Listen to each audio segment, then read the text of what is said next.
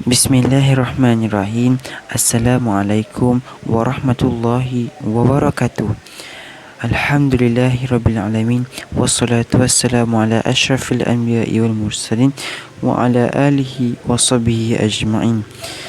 Alhamdulillah, bersyukur kepada Allah Subhanahu wa taala kerana dapat berkumpul dalam majlis ilmu pada hari ini, insya-Allah. Pada pagi ini saya akan memberikan tazkirah yang bertajuk sahabat. Pada hari ini saya akan memberikan sedikit ilmu tentang apakah itu sahabat, ciri-ciri sahabat, manfaat memiliki sahabat, cara untuk mengekalkan persahabatan dan pengajaran. Apakah itu sahabat? Sahabat adalah seseorang yang sentiasa bersama kita sama ada kita senang maupun susah. Mereka akan menolong kita sekiranya kita dilanda kesusahan. Sahabat adalah orang yang sanggup memahami dan sanggup berkorban untuk rakannya dalam menghadapi kesukaran atau kesenangan dalam kehidupan.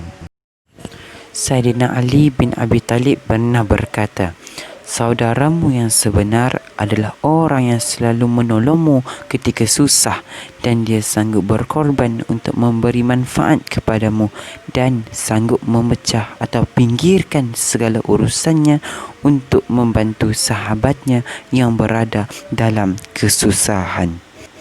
Ciri-ciri sahabat yang baik.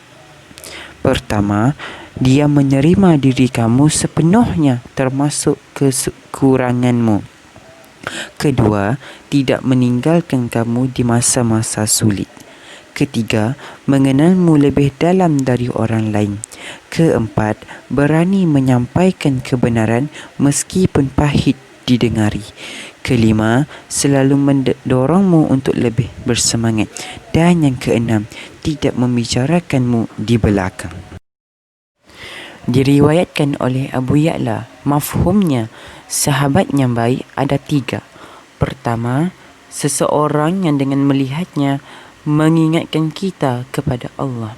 Yang kedua, seseorang yang dengan perkataannya bertambah amal kebaikan kita. Dan yang ketiga, seseorang yang dengan amalnya mengingatkan kita kepada akhirat. Manfaat mempunyai sahabat. Tahukah anda, jika anda mempunyai sahabat, maka anda merupakan seseorang yang sangat beruntung. Banyak manfaatnya mempunyai sahabat. Antara 3 manfaat yang telah ditekankan oleh para ulama ialah: pertama, mendapat pengaruh dari ilmu yang dimiliki. Abu Hurairah radhiyallahu anhu meriwayatkan dari sabda Rasulullah sallallahu alaihi wasallam yang telah bersabda mengenai sahabat yang membawa maksud, seseorang insan adalah terikut-ikut dengan adat kebiasaan sahabatnya, maka hendaklah kamu melihat dengan siapa kamu bersahabat. Hadis riwayat At-Tirmizi dan Al-Hakim. Setiap sahabat yang baik itu pasti mempunyai ilmu dan amal yang baik. Berkawanlah dengan mereka untuk mendapatkan walau sedikit tempias daripada perbuatan mereka. Anda akan mengikut perbuatan baik mereka secara automatik kerana terkesan dengan rutin harian mereka.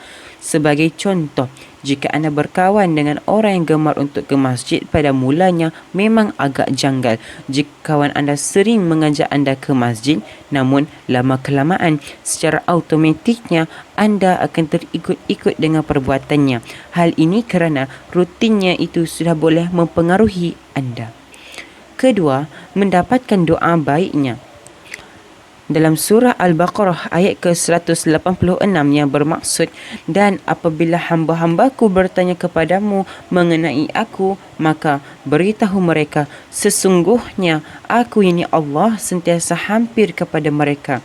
Aku perkenankan permohonan orang yang berdoa apabila ia berdoa kepadaku, maka hendaklah mereka menyahut seruanku dan hendaklah mereka beriman kepadaku supaya mereka menjadi baik serta betul. Orang yang beramal soleh dan beriman kepada Allah akan sentiasa mengangkat tangan dan berdoa kerana mereka sedar dan yakin bahawa Allah sangat menyukai golongan yang berdoa. Oleh itu, mereka selalu mendoakan kesejahteraan dirinya dan orang sekelilingnya. Tahukah anda, doa orang soleh yang berdoa dalam keadaan bersembunyi dan bukan secara terang-terangan, maka itu adalah doa yang ikhlas dan insya-Allah akan dimakbulkan. Hal ini kerana mereka tidak riak dalam berdoa. Justru jika anda berkawan dengan orang-orang soleh, maka beruntunglah jika nama anda disebut dalam doanya, tak kala dia menadah tangan kepadanya. Ketiga, dikumpulkan dengan orang yang soleh di akhirat. Dari Anas bin Malik radhiyallahu an, beliau mengatakan, ketika saya dan Nabi SAW keluar dari masjid, kami ditemui oleh seorang lelaki di sisi masjid. Lalu orang itu bertanya, "Wahai Rasulullah, bilakah hari kiamat itu?" Rasulullah menjawab, "Apa yang telah engkau persiapkan untuk menyambut kedatangannya?"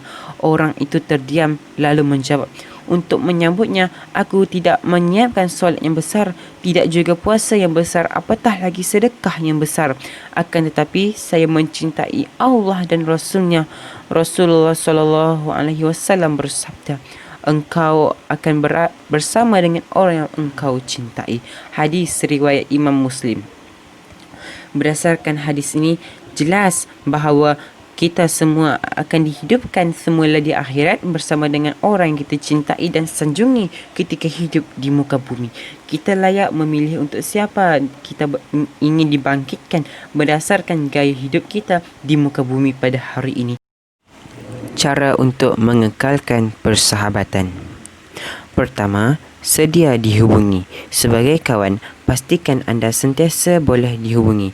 Jika anda mahukan persahabatan anda kekal, anda perlu beri sedikit masa anda untuk mereka. Jangan selalu mengelak. Sebaliknya pula, jika anda kawan anda sibuk, anda perlu bersabar dan jangan mengkritiknya. Kedua, sentiasa raih dan sokong kejayaannya. Bila kawan anda mencapai kejayaan, ucapkan tahniah dan raihkan kejayaannya sebagai tanda sokongan atas kejayaannya. Berilah sokongan dengan penuh ikhlas tanpa ada rasa iri hati atas kejayaannya. Ini akan membuatkan dia berbesar hati kerana kejayaannya dikongsi bersama kawan-kawannya. Ketiga, layanilah kawan anda sebaiknya. Bila kawan anda menemui anda, layanlah ia dengan sepatutnya. Jangan mencari alasan untuk mengelak. Buatlah ia rasa diterima dan selesa semasa berada bersama anda. Jika anda buat tidak indah kepadanya, itu pasti akan mengecilkan hatinya. Mungkin dia tidak akan menghubungi anda lagi. Keempat, tanyalah tentang dirinya. Semasa berbual, tanyalah hal-hal tentang dirinya sebagai tanda ingin mengenali dirinya dengan lebih rapat lagi. Namun, elakkan dari memonopoli perbualan dengan sehingga tiada ruang untuk dia berbicara. Jadikan perbualan itu sebagai perbualan dua hala yang seimbang. Bila masing-masing telah mengenali dengan mendalam, maka hubungan akan menjadi lebih rapat. Kelima, sentiasa berfikiran positif. Semua orang tidak suka kepada orang yang cerewet. Oleh itu, janganlah selalu bersunggut tentang kekurangan kawan anda. Bersikap positiflah kerana tidak ada insan yang sempurna dalam dunia ini. Kita mempunyai banyak saat-saat sukar yang ingin kita kongsi bersama. Namun, janganlah sampai ia menjadi satu sungutan yang berpanjangan yang akhirnya membuat kawan anda bosan dan menjauhkan diri dari anda. Keenam, cara mengekalkan persahabatan adalah sedia menolong. Seseorang yang dengan baik sangat mengenali satu sama lain dan ia dapat mengesan kesusahan dan keperluan kawannya sebelum ia diminta. Jadilah orang yang pertama datang menghulurkan tangan membantu kawan anda. Sudah tentu anda akan disayangi sebagai seorang yang penting dalam hidupnya melebihi saudara maranya. Dan yang ketujuh dan sangat penting, elakkan konflik.